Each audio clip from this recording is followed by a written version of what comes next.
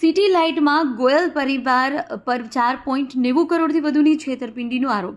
આર્થિક ગુના નિવારણ શાખાએ ધરપકડ કરી.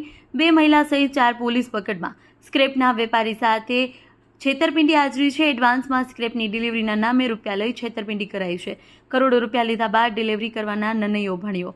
એસડી ફેશનમાં માલિક વિનીત નવનીત શરાફ છેતરપિંડીનો ભોગ બન્યા છે. ભારતી ફેશનના માલિક અને વહીવટકર્તા દ્વારા ઠગાઈ. ગોવિંદ ગોપાલ સત્યનારાયણ ગોયલ, સત્યનારાયણ ગિરધારીલાલ ગોયલ, રંजना સત્યનારાયણ ગોયલ, રીમા ગોવિંદ ગોયલની ધરપકડ. ઇકોશેલ દ્વારા કાર્યવાહી.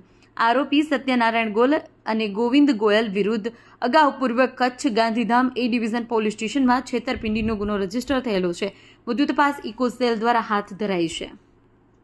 સુરત શહેર police economic offences wing CP Gehlot sir અને joint commissioner police crime branch Raghavendra વત્સના માર્ગદર્શન હેઠળ કામગીરી કરી રહી છે. અને અલગ અલગ ડાયમંડ રિલેટેડ બિઝનેસ હોય કે ટેક્સટાઇલ રિલેટેડ હોય કે કોઈ પણ પ્રકારનો બિઝનેસ હોય કે કોઈ પ્રોપર્ટી કે લેન્ડ રિલેટેડ મેટર જે ઇકોનોમિક ઓફેન્સીસ વિંગને તપાસ સોંપવામાં આવે છે એની તપાસ અમે કરતા હોઈએ છીએ. અને આ જ અનુસંધાને એક સ્ક્રેપના માલની વેચાણ કરવાની અને એને સ્ક્રેપનો માલ ખરીદ્યા પછીનું પેમેન્ટ બાબતે એક ફરિયાદ અમને મળેલી હતી. અને એસડી ફેશન એ અમને ફરિયાદ આપેલી હતી કે ભારતી ફેશન એના જે ડિરેક્ટરો છે સત્યનારાયણ ગોયલ, રંजना ગોયલ, રીમા ગોવિંદ ગોયલ અને આ ડિરેક્ટરો વતીથી આજે મેઇન એમનો જે કામગીરી કરનાર વહીવટ કરતા જે ગોવિંદ ગોપાલ ગોયલ, આ 4 લોકોએ ભારતી ફેશનના નામે એમણે અલગ અલગ કન્ટ્રીઝમાંથી ખાસ કરીને મેઇન દુબઈથી સ્ક્રેપના માલને એ લોકો ઇમ્પોર્ટ કરતા હતા અને આ સ્ક્રેપનો માલ એ લોકો એસડી ફેશનને એ લોકો વેચતા હતા. શરૂઆતમાં જુલાઈ 2025થી એ લોકોએ સ્ક્રેપનો માલ એ લોકો ઇમ્પોર્ટ કરીને લાવતા હતા દુબઈથી અને ત્યારબાદ એસડી ફેશન એ લોકો વેચતા હતા માલ અને એસડી ફેશન આગળ એ બીજા લોકોને માલ વેચી મારતા હતા.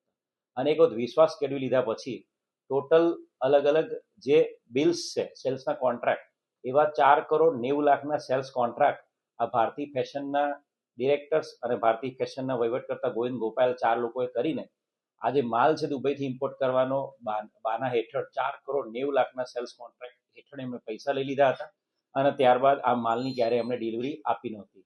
અને જેવી આ એસડી ફેશનને ખબર પડી કે એમની સાથે આ પ્રકારે ફ્રોડ થયું છે, ચીટિંગ થયું છે, એટલે તરત જ એમણે ઇકોનોમિક ઓફેન્સ વિંગનો સંપર્ક કર્યો હતો અને બનાવની ગંભીરતાને ધ્યાને રાખીને આ 4 આરોપી વિરુદ્ધમાં કલમ 316(5) ભારતીય ન્યાય સંહિતાની કલમ 316(5) અને 61 મુજબ ગુનો દાખલ કરવામાં આવ્યો છે. અને ટેકનિકલ વર્કઆઉટ અને હ્યુમન ઇન્ટેલિજન્સ વર્કઆઉટના આધારે 4 આરોપીની ધરપકડ કરવામાં આવી છે. આ 4 જે આરોપી છે સત્યનારાયણ ગોયલ, રીમા ગોયલ, રંजना ગોયલ અને મુખ્ય ગોવિંદ ગોયલ, આ 4ની ધરપકડ કરીને આજે એમને સમય મર્યાદામાં કોર્ટમાં પ્રોડ્યુસ કરવામાં આવશે. આરોપીનો જો ગુનાહિત ઇતિહાસની વાત કરીએ તો આ જ આરોપી સત્યનારાયણ ગોયલ અને ગોવિંદ ગોયલ, આ ગુનાના જે આરોપી છે એમાંના મુખ્ય 2 પુરુષ આરોપીઓ સત્યનારાયણ ગોયલ અને ગોવિંદ ગોયલ વિરુદ્ધમાં ગાંધીધામ ડિસ્ટ્રિક્ટ જે છે એના એ ડિવિઝન પોલીસ સ્ટેશનમાં પણ 406-420 મુજબનો ગુનો 2021માં દાખલ થયેલો છે. અને એ વખતે પણ દુબઈની કોઈ પાર્ટી હતી જેની સાથે બિલિંગ અને એના ડોક્યુમેન્ટ્સ બાબતે છેતરપિંડીનો ગુનો દાખલ થયેલો છે અને જે કેસમાં એમની વિરુદ્ધમાં અટક કરીને ચાર્જશીટ પણ કરવામાં આવી.